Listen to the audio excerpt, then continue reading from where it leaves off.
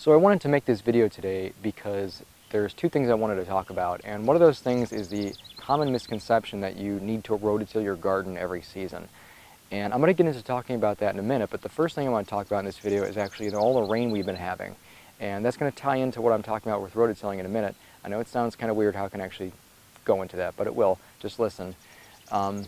The rain we've been having in the Ohio Valley here has been more rain than we've had in the spring season than we've had in the past 30 years. It's just been constantly raining. It's actually why I got my umbrella out here right now, because it looks like it wants to rain and I'm just not sure if it's going to. And I have an expensive camera set up right here and I don't want that to get damaged because yeah, that wouldn't be good. So the rain we've been having has actually been causing a problem in this garden. And you would think, oh, water is better for your garden, blah, blah, blah. No. Not with all plants. Some plants do not like a lot of water, and they certainly don't like to be sitting in soil that is super saturated.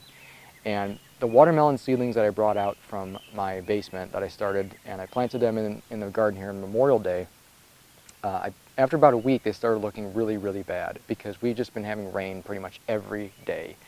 And it's actually been not very good for them. They were getting root rot. Once I dug them up and looked what was happening, there was more roots on the outside of the root system that was basically not attached. They were just falling apart.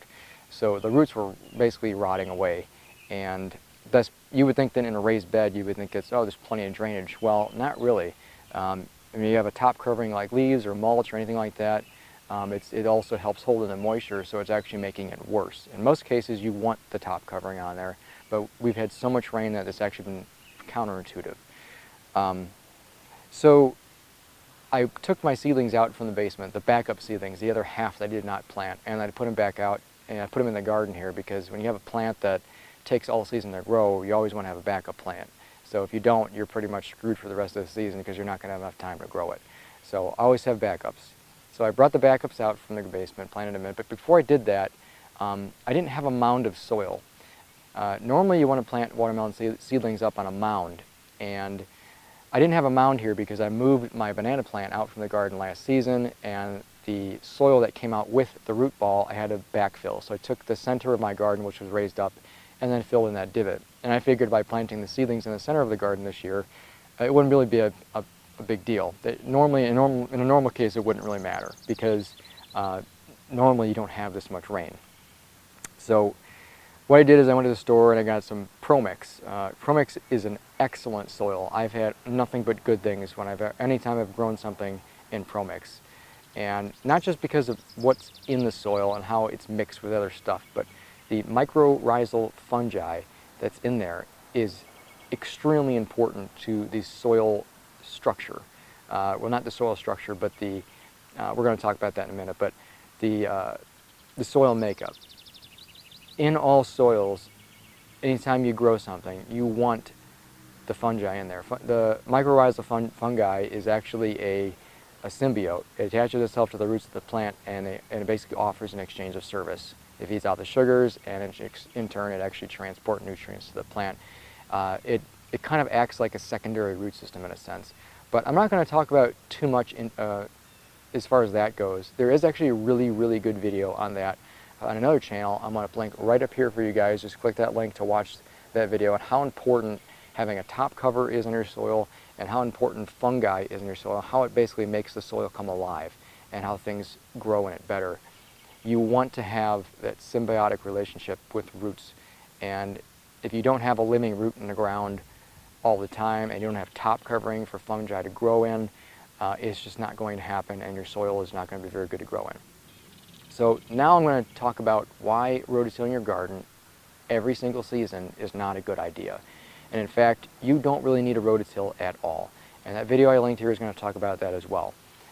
But some people think that you need to rototill your garden every season because you need to stir it up, get everything mixed up like it's a compost mix, and you need to get more oxygen into the soil so the roots can grow and all this other stuff. Well, there is some truth to that, but the truth comes is when you're first starting a garden. If you don't have time to wait for soil to fix itself, basically, that video will talk about that as well, that I linked up here. When you're first starting out a garden, if you want to start out for the first year, rototilling can be completely necessary. So if you have hard packed clay, you generally would want to mix some stuff in there, and it varies depending on how you want to do it, but what I like to use is peat moss and sand. So you get about, and it depends on the size in your garden, but for this garden I use probably about a half a ton to a ton of sand, 1 to 2,000 pounds of sand. You mix that in the clay and it breaks it up and it makes it so it can't clump together, and it increases drainage. Helps out with a lot. And then on top of that you want to mix peat moss. I think for this garden I mixed 9 cubic yards of peat moss into that as well. You mix it up and you basically make it almost like a potting soil. But that's just to get the garden started. You don't really want to be rototilling your garden every single year. But if you are going to rototill your garden and you just started your garden, for the first 2 or 3 years, that's probably okay. You don't really need to do it that much, but I'd say for the first or second year, it's nothing wrong with doing that.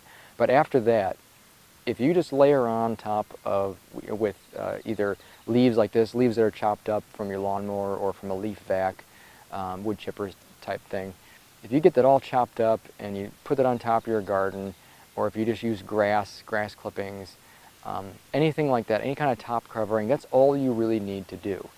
You don't need to be rototilling that in every year, just leave it covered, because that's going to benefit a lot of things. And that video that I linked up here was actually going to talk about all that stuff for you. I don't want to talk about too much of that in this video because I'm trying to keep it simple and just saying what to do and what not to do. But yeah, rototilling your garden every year is actually harming it. Believe it or not, you are ruining the soil structure. Soil has a structure to it, and that is a network of fungi that's basically growing in there. And every time you rototill your garden, you're breaking that entire network up, and it has to basically start over again. Now, if you don't amend your soil and you just have hard-packed clay and you don't rototill your garden every year, yeah, stuff probably isn't going to grow in it very well. But if you don't do anything to amend your soil and you're just doing that, you're wasting your time anyways, because stuff just doesn't grow in that kind of soil. And rototilling it is only like a band-aid in a sense. So yeah, don't rototill your garden, and always have backup plants. And what I did for this here, actually, I didn't just put the mound in the center with that Pro Mix. What I did is actually I dug a bowl in a bowl shape in this soil, and then dug a trench up to that bowl shape, and then made that trench grow out the back of the garden, and then I put that soil and mounded it up on top. So the soil, so the mound itself actually has really good drainage. It drains out to the trench, out to the back of the garden, so it will never be super saturated. I figured that was the best thing to do, at least just for this year. So that's about it for this video. I don't want to make it too long, but I want to talk about a couple of things that were important, and I hope that's helpful. And thankfully, it did not rain on me, because it looks like it wants to right now. But lucky me, I guess. So that's it for this week's video. We'll see you next time.